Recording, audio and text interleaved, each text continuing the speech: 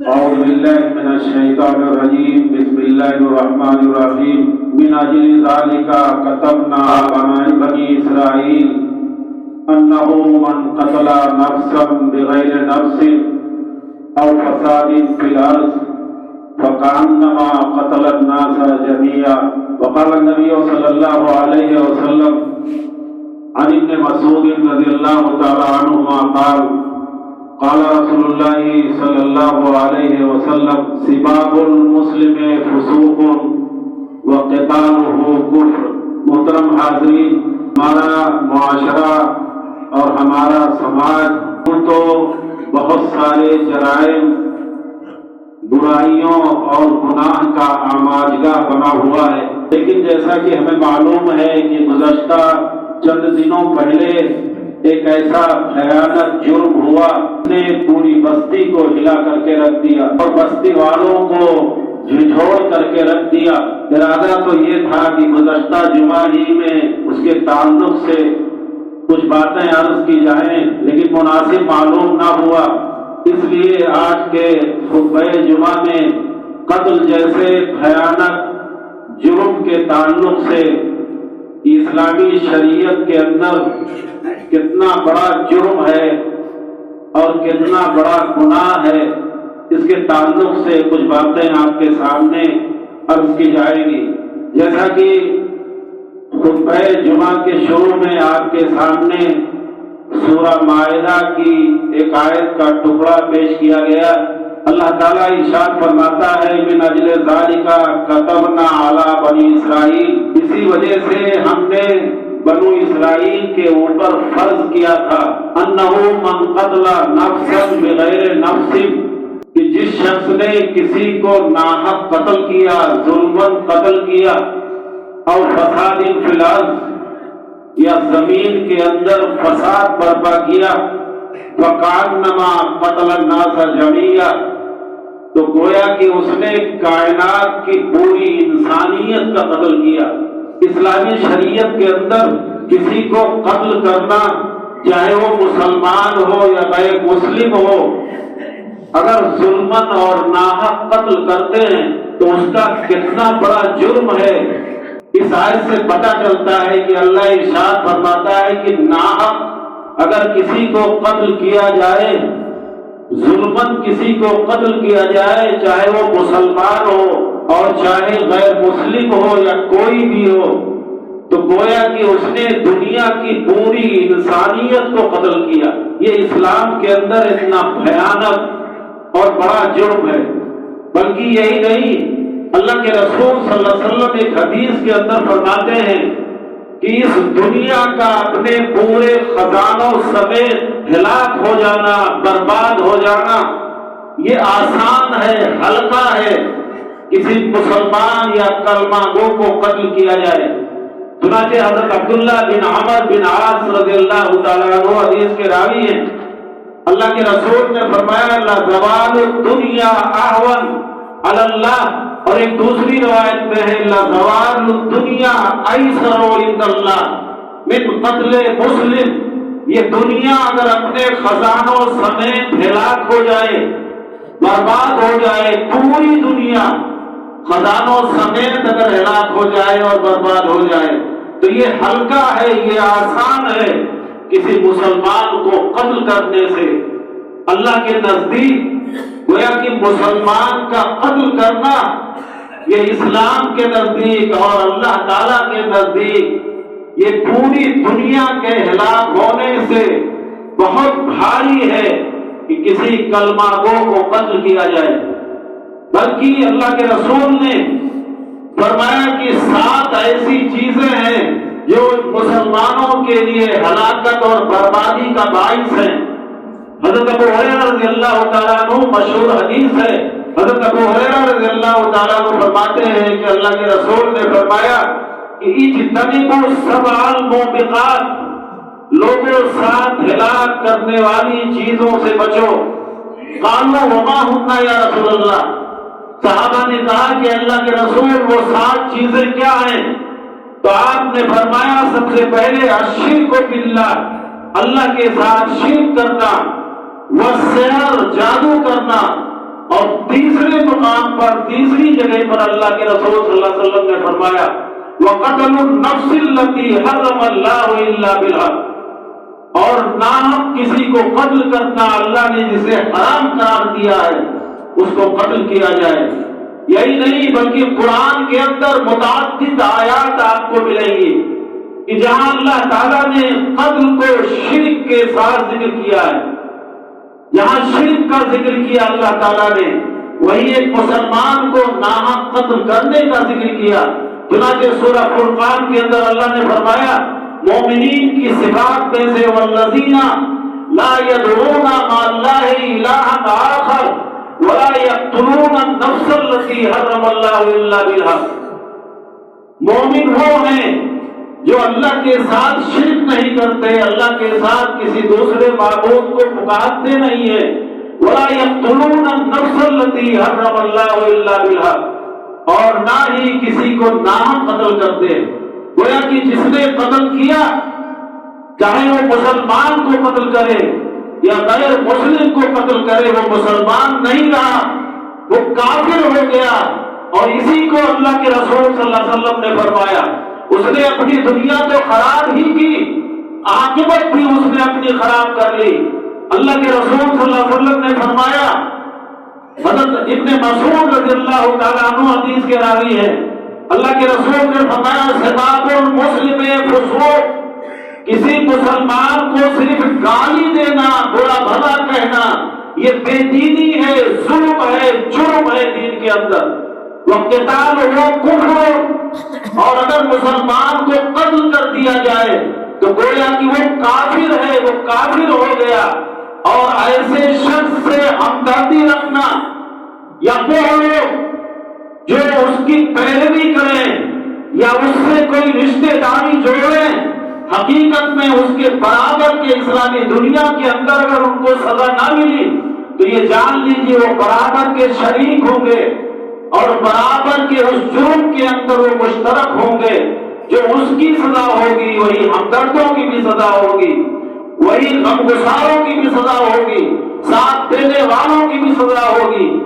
شریعت کے اندر کسی مسلمان کو قتل کرنا بہت بھیانک جرم ہے، اور مقصد یہ ہے بیان کرنے کا کہ کہیں ایسا جرم پھر نہ ہونے پائے۔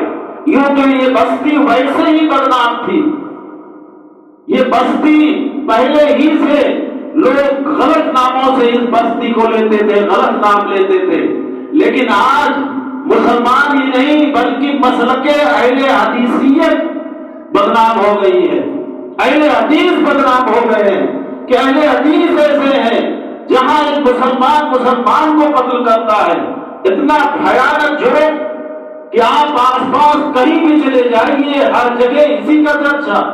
آئیے دیکھیں کہ وہ اسباب کیا ہیں جو قتل کا سبب بنتے ہیں، ایسے کون سے اسباب ہیں جو حقیقت میں ایک مسلمان کے قتل کا سبب بنتے ہیں۔ ہمیں چاہیے ان اسباب سے ہم دور رہیں۔ آپ جانتے ہیں اس دنیا کے اندر اگر قتل ہوتا ہے یا تو زر کی وجہ سے یعنی مال کی وجہ سے، یا زن عورت کی وجہ سے، یا زمین جائیداد کی وجہ سے۔ اسی لیے اللہ کے رسول نے فرمایا تھا، حضرت اسامہ بن زید رضی اللہ تعالیٰ عنہ اس حدیث کے راوی ہیں کہ عورت یہ اس زمانے کا مردوں کے لیے سب سے بڑا فتنہ ہے، اور قتل کا ایک بہت اہم سبب ہوتا ہے جو عورت ہوتی ہے۔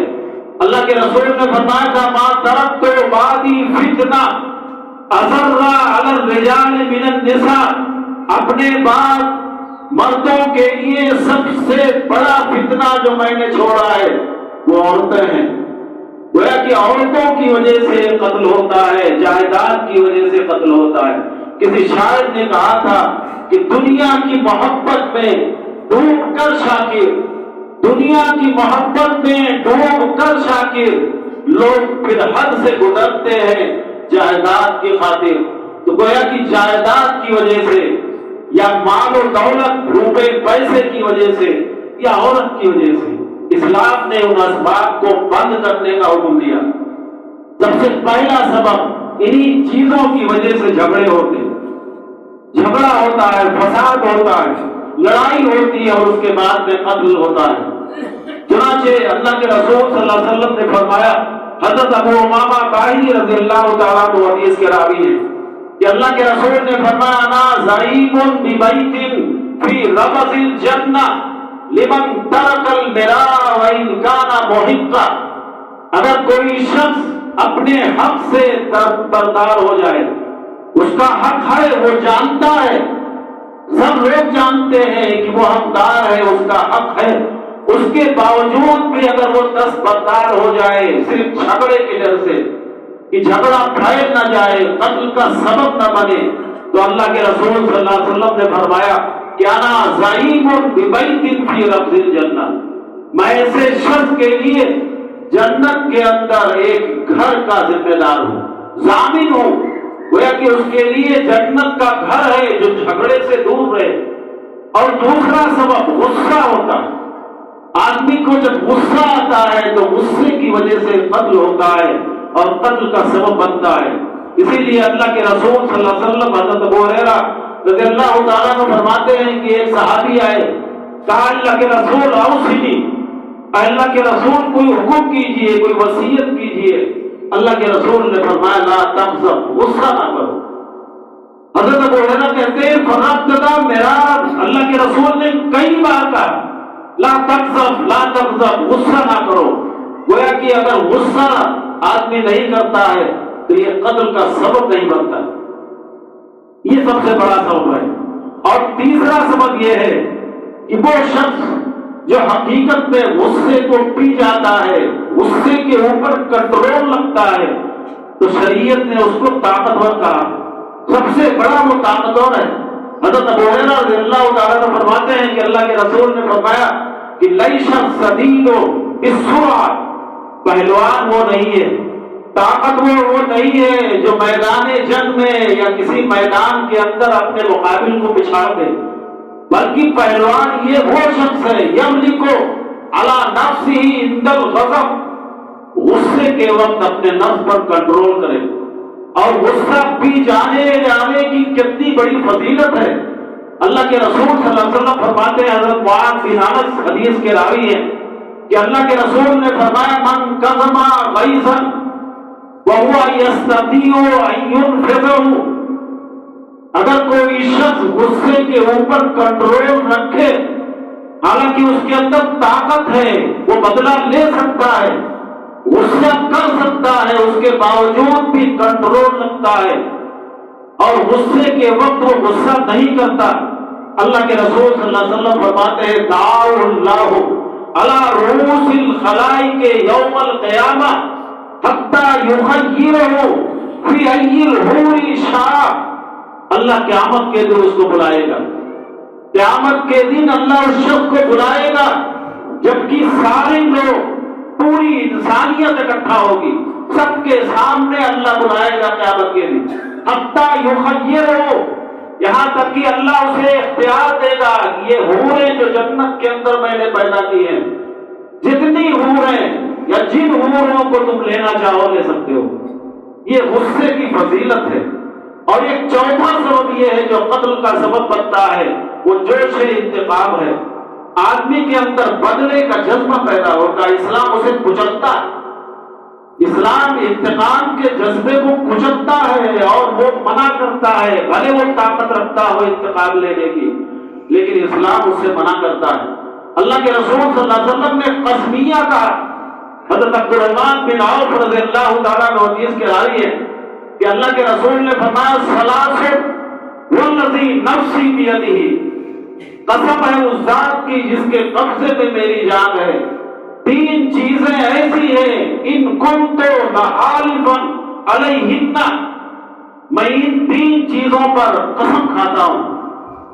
اللہ کے رسول صلی اللہ علیہ وسلم جس پر قسم کھائیں وہ یقینی بات ہے کہ وہ ضرور پورا ہو کر کے رہے گی۔ اللہ کے رسول نے فرمایا لا ينقص مال من صدقۃ فتصدقوا، لوگوں یہ جان لو کہ مال صدقہ کرنے سے کم نہیں ہوتا، اس لیے صدقہ کیا کرو۔ قسم کھا کر کے اللہ کے رسول فرماتے کہ مال صدقہ کرنے سے کم نہیں ہوتا، اس لیے صدقہ کیا کرو۔ اور دوسری چیز اللہ کے رسول صلی اللہ علیہ وسلم نے فرمایا کہ وَلَا يَعْفُو عَبْدٌ عَنْ مَظْلِمَةٍ، اگر کوئی شخص اس کے اوپر ظلم ہوتا ہے، بدلہ لینے کی طاقت رکھتا ہے، اس کے باوجود بھی وہ معاف کر دیتا ہے، تو اللہ کے رسول صلی اللہ علیہ وسلم نے فرمایا اِلَّا زَادَهُ اللَّهُ فِيهَا عِزَّةً يَوْمَ الْقِيَامَةِ، تو قیامت کے دن اللہ تعالیٰ اس کی عزت کو بڑھائے گا، اس کی عزت کو اللہ تعالیٰ قیامت کے دن بڑھائے گا۔ اسی کو اللہ نے خود فرمایا ہے وَلِمَنْ صَبَرَ وَغَفَرَ فَإِنَّ ذَلِكَ لَمِنْ عَزْمِ الْأُمُورِ، اگر کوئی شخص صبر کرتا ہے، معاف کر دیتا ہے، تو یہ بہت عظیمت والا کام ہے، بہت بڑا کام ہے۔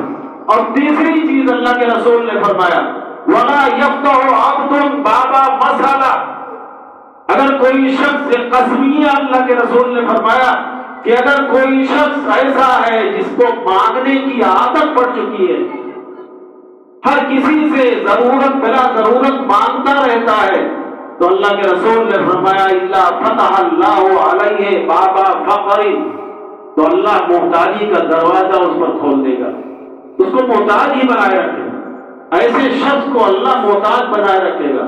تو یہ اسباب ہیں جو قتل کے شریعت نے تو یہاں تک منع کیا ہے۔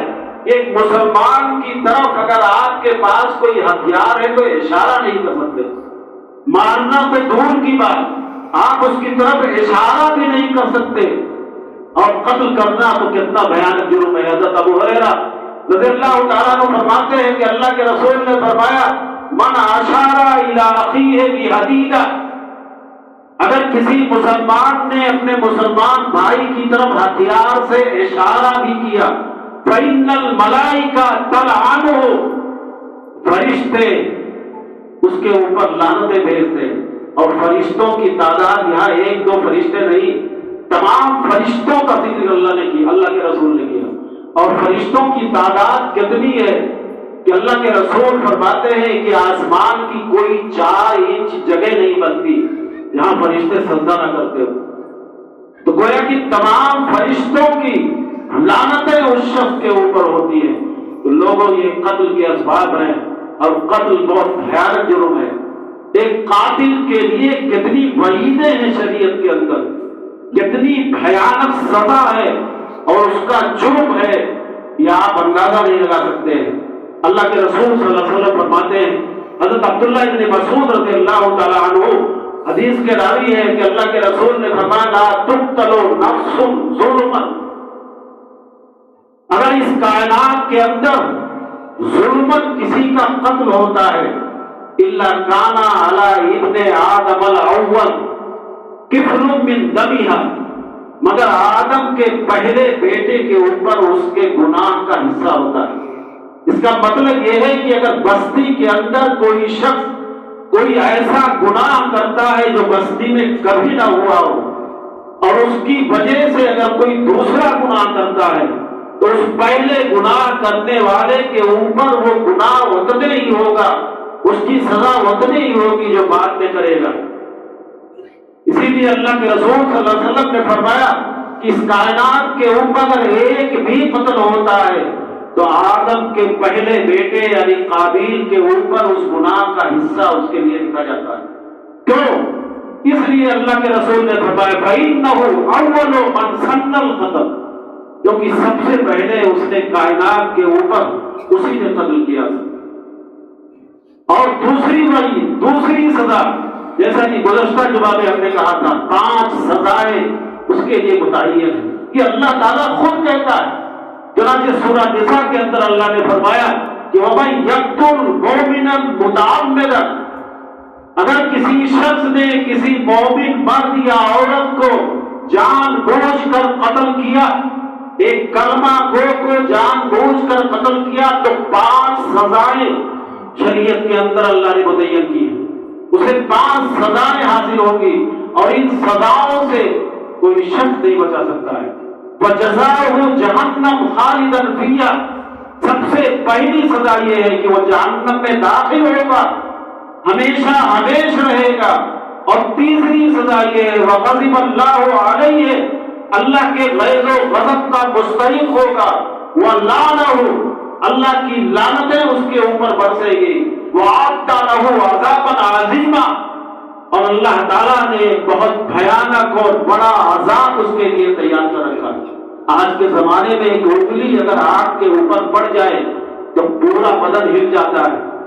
ذرا تصور کیجئے کہ جہاں جب پورا جسم اس جہنم کی آگ میں جلے گا تو کیا حال ہوگا۔ اس لیے چاہیے کہ ایسے لوگ اس سے پرہیز کریں۔ اور تیسری وہی سب سے پہلے قیامت کے دن اگر کسی نے کسی کو ناحق قتل کیا ہے تو اللہ کے سامنے اس کا فیصلہ ہوگا۔ گویا کہ اگر عبادت کا تعلق ہے تو آپ نے سنا ہوگا کہ نماز کا سب سے پہلے فیصلہ کیا جائے گا، حساب کیا جائے گا۔ اور اگر حقوق کا تعلق ہے، کسی نے کسی کو قتل کیا ہے، کسی کا حق مانا ہے، تو سب سے پہلے اس کا فیصلہ ہوگا۔ حضرت عبداللہ ابن مسعود رضی اللہ تعالیٰ عنہ فرماتے ہیں کہ اللہ کے رسول نے فرمایا اول ما یقضی بین الناس یوم القیامت فی الدماء، سب سے پہلے لوگوں کے درمیان قیامت کے دن خون کے بارے میں فیصلہ کیا جائے گا۔ ناحق اگر کسی نے قتل کیا، کسی نے کلمہ کو مسلمان مرد یا عورت کو قتل کیا ہے تو اس کا فیصلہ سب سے پہلے اللہ کے سامنے ہوگا اور اس کو دینا ہوگا۔ اور آپ کو یہ سن کے تعجب ہوگا، ورنہ حیرت میں پڑ جائیں گے کہ شریعت کا قاعدہ یہ ہے کہ اگر کوئی شخص گناہ کا ارادہ کرتا ہے، جب تک وہ کرتا نہیں ہے اس کے نامہ اعمال میں گناہ نہیں لکھا جاتا، اور اگر وہ چھوڑ دیتا ہے تو اللہ کس طرح غفور رحیم ہے کہ اللہ تعالیٰ اس کے چھوڑنے کی وجہ سے نیکی لکھتا ہے۔ اور اسی طرح اگر کوئی شخص نیکی کا ارادہ ہی صرف کرتا ہے اور نہیں کرتا تو اللہ تعالیٰ اس کے بدلے میں اس کے لیے نیکی لکھتا ہے۔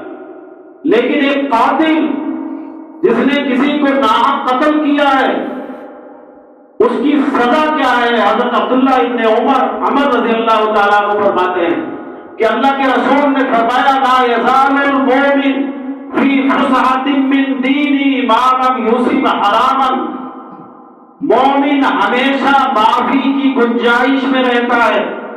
اللہ کی طرف سے ہو سکتا ہے کہ وہ اللہ تعالیٰ اس کو معاف کر دے، لیکن کب تک؟ جب تک اس نے کسی کو ناحق قتل نہیں کیا ہے۔ گویا کہ اگر کسی نے کسی کو ناحق قتل کیا ہے، ظلمن قتل کیا ہے، تو پھر اللہ کے یہاں معافی نہیں ہے۔ اسی لیے عبداللہ ابن عباس رضی اللہ تعالیٰ عنہ فرمایا کرتے تھے کہ ایک قاتل کی توبہ اللہ قبول نہیں کرتا، ایک قاتل کا توبہ اللہ تعالیٰ قبول نہیں کرتا ہے۔ گویا کہ جبکہ شریعت نے یہ کہا ہے کہ توبہ کا دروازہ قیامت سورج کے مغرب سے نکلنے سے پہلے تک کھلا ہوا ہے، یعنی قیامت سے پہلے تک۔ اور اس کے بارے میں اللہ کے رسول فرماتے ہیں قاتل کے بارے میں کہ اللہ توبہ قبول نہیں کرتا ہے۔ اتنا بھیانک جرم ہے، لوگوں ہمیں چاہیے کہ ہم اس سے بچیں۔ یہی نہیں بلکہ حضرت عبداللہ ابن مسعود رضی اللہ تعالیٰ عنہ فرماتے ہیں کہ اگر کسی شخص نے کسی کو قتل کیا ہے تو مقتول قاتل کا سر پکڑ کر کے، اس کا سر پکڑ کر کے، اس کی پیشانی کے بالوں کو پکڑ کر کے گھسیٹ کے قیامت کے دن اللہ کے سامنے لائے گا۔ چنانچہ اللہ کے رسول فرماتے ہیں یجیء المقتول بالقاتل وناصیتہ وراسہ بیدہ، ایک مقتول جو قتل کیا گیا ہے، قاتل کا سر، اس کی پیشانی پکڑ کر کے گھسیٹ کر کے اللہ کے سامنے لائے گا۔ وَأَدْوَاجُهُ تَشْخَصُ دَمًا، اور اللہ کے رسول نے فرمایا کہ اس کا جسم اور اس کے اعضاء خون سے تربتر ہوں گے، خون بہ رہے ہوں گے جیسے اس کو قتل کیا گیا۔ جس طرح اس کو قتل کیا گیا ہے اس کے جسم سے خون بہ رہے ہوں گے، میرا قول نہیں ہے، اللہ کے رسول صلی اللہ علیہ وسلم کی صحیح حدیث ہے۔ خون جسموں سے بہ رہے ہوں گے، اللہ کے سامنے پکڑ کر کے گھسیٹ کے لائے گا اور کہے گا یا ربی سل ھذا فیما قتلنی، اے میرے رب اس سے پوچھو کہ اس نے دنیا میں مجھے کیوں قتل کیا تھا۔ اللہ کو اس سے پوچھو کہ اس نے مجھے کیوں قتل کیا تھا۔ حتیٰ یدنیہ عن العرش، یہاں تک کہ اس کو گھسیٹ کر وہ شخص، وہ مقتول چاہے مرد ہو یا عورت ہو، عرش کے قریب لے کے جائے گا. یہ اللہ کے رسول صلی اللہ علیہ وسلم کی حدیث ہے. ایک کلمہ گو کو قتل کرنا لوگوں نے ہلکا سمجھ لیا. حضرت اسامہ بن زید صحابی رسول ہیں جنہیں ہندو رسول اللہ کہا جاتا ہے. اللہ کے رسول صلی اللہ علیہ وسلم کے لاڈلے چہیتے. وہ خود بیان کرتے ہیں حضرت اسامہ بن زید کہ اللہ کے رسول صلی اللہ علیہ وسلم نے مجھے غزوے میں بھیجا جنگ میں. جب جنگ ختم ہو گئی تو ایک شخص کا میں نے پیچھا کیا. جنگ ختم ہونے کے بعد ایک شخص کا میں نے پیچھا کیا. یہ حضرت اسامہ بن زید صحابی رسول اللہ کے رسول کے لاڈلے اور چہیتے یہ کہہ رہے ہیں. جب اس کے قریب پہنچا تو اس نے کہا اشہد ان لا الہ الا اللہ واشہد ان محمد رسول اللہ. اس شخص نے اللہ کی گواہی دی. حضرت اسامہ بن زید کہتے ہیں اس کے باوجود میری تلوار یا جو بھی وہ ہتھیار لیے ہوئے تھے اس کے جسم پر لگی اور وہ مر گیا. یعنی لا الہ کا اقرار کرنے کے باوجود میں نے اس کو مار دیا. جب میرے ساتھ بہت سارے صحابہ کرام تھے جو مدینہ آئے تو لوگوں نے صحابہ کرام نے اللہ کے رسول سے ذکر کیا کہ اللہ کے رسول اس نے لا الہ کا اقرار کیا اس کے باوجود اسامہ نے مار دیا. اللہ کے رسول نے اسامہ بن زید کو بلایا اور غصہ ہوئے, اس قدر غصہ ہوئے کہ آپ نے فرمایا یا اسامہ قتلتہ بعد ما قال لا الہ الا اللہ. اے اسامہ لا الہ الا اللہ کا اقرار کرنے کے باوجود تم نے اس کو قتل کر دیا. وہ لا الہ کا اقرار کر رہا تھا اس کے باوجود بھی تم نے اس کو قتل کر دیا. اسامہ کہتے ہیں میں نے کہا کہ اللہ کے رسول انما قالها خوفا من السلاح. اے اللہ کے رسول اس نے تو موت اور ہتھیار کے ڈر سے اقرار کیا تھا. گویا کہ لا الہ کا اقرار اس نے کیا تھا ہتھیار کے ڈر سے, موت کے ڈر سے. اللہ کے رسول صلی اللہ علیہ وسلم اور غصہ ہو گئے اور بھڑک گئے اور فرمایا افلا شققت عن قلبی قالها عملا. کیا تم نے اس کا دل چین کر کے دیکھا تھا کہ اس نے موت کے ڈر سے لا الہ کا اقرار کیا یا ویسے ہی کیا تھا؟ کیا اس کا دل چین کر کے تم نے دیکھا تھا؟ حضرت اسامہ کہتے ہیں فما زال یکررها علی. اللہ کے رسول صلی اللہ علیہ وسلم یہی دہراتے رہے, یعنی کئی بار یہی کہتے رہے کیا تم نے اس کا دل چیر کر کے دیکھا تھا. اور پھر فرمایا یا اسامہ کیف تصنع بلا الہ الا اللہ اذا جاءت یوم القیامہ.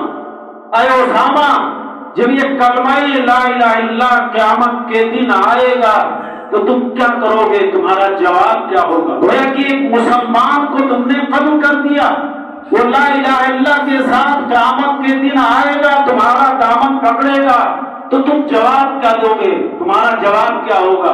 حضرت اسامہ بن زید کہتے ہیں اللہ کے رسول یہی کہتے رہے حتی تمنیت انی اسلمت یومئذ, یہاں تک کہ میں نے ارادہ کیا, میری آرزو ہوئی کہ کاش کہ میں پہلے مسلمان نہ ہوا ہوتا, آج مسلمان ہوتا اور ایسا بھیانک جرم اور گناہ مجھ سے سرزد نہ ہوتا. یعنی حالت کفر میں ایسا کام کرتا. ایک مسلمان کے لیے جائز کہاں ہے کہ وہ کلمہ گو کو, کلمہ لا الہ کے کہنے والے کو وہ قتل کرے. آپ ان وعیدوں سے, ان حدیثوں سے اندازہ لگا سکتے ہیں. بلکہ شریعت نے تو ایک غیر مسلم کے تعلق سے کہا ہے, ایک غیر مسلم کو اگر قتل کر دیا جائے. حضرت عبداللہ بن عمر بن عاص رضی اللہ تعالیٰ عنہ فرماتے ہیں کہ اللہ کے رسول نے فرمایا من قتل معاہدا, اگر کسی شخص نے کسی غیر مسلم ذمہ کو قتل کیا تو لم یرہ رائحۃ الجنہ, قیامت کے دن جنت کی خوشبو نہیں پائے گا. ایک غیر مسلم کے قتل کے تعلق سے اللہ کے رسول فرماتے ہیں کہ قیامت کے دن وہ جنت کی خوشبو نہیں پائے گا. وَإِنَّ رِيحَهَا لَيُوجَدُ مِن مَسِيرَةِ 40 عَامًا, حالانکہ جنت کی خوشبو 40 سال اگر کوئی شخص چلتا رہے تو 40 سال کی مسافت سے پہلے جنت کی خوشبو معلوم ہوگی. یعنی اتنی دور پہلے ہی جنت کی خوشبو محسوس کی جائے گی. لوگوں ہم قرب قیامت میں زندگی گزار رہے ہیں, یہ قرب قیامت ہے اور اللہ کے رسول صلی اللہ علیہ وسلم نے قرب قیامت کے تعلق سے فرمایا تھا یکسر الحرج، قتل کی زیادتی ہوگی، قتل و غارت غری کی زیادتی ہوگی۔ کہنے کا مطلب یہ ہے کہ جو بھیانک جرم ہوا ہم اس سے پرہیز کریں، اپنے گھروں میں اپنے بچوں کو سمجھائیں۔ اللہ تعالیٰ سے دعا ہے کہ اللہ تعالیٰ ہمیں قتل جیسے بھیانک جرم سے محفوظ فرمائے۔ وآخر دعوانا الحمدللہ رب العالمین۔ اقول قولی ھذا واستغفر اللہ لی ولکم ولسائر المسلمین فاستغفروہ من کل ذنب انہ هو الغفور الرحیم۔